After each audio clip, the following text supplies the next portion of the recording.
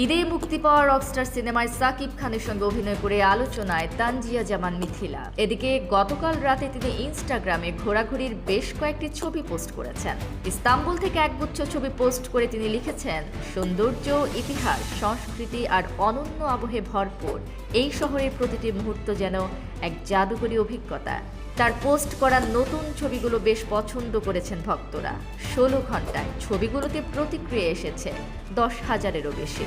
রোহিঙ্গা ছবি দিয়ে আগেই বলিউডে অভিষেক হয়েছিল সাকিব খানের বিপরীতে রকস্টার দিয়ে এবার ঢালিউডে অভিষেক হলো এই অভিনেত্রীর। এর আগের সাক্ষাৎকারে মিথিলা বলেছিলেন, শুধু সৌন্দর্য ও গ্ল্যামার আমার অভিনয়ের পরিচয়কে এগিয়ে নিতে পারবে না, কারণ আমার কাছে মনে হয় একজন মানুষ যদি সুন্দর হয়, এই সুন্দরের সঙ্গে অভিনয়ের প্রতিভা থাকে, তাহলেই তার বাড়তি শক্তি থাকে।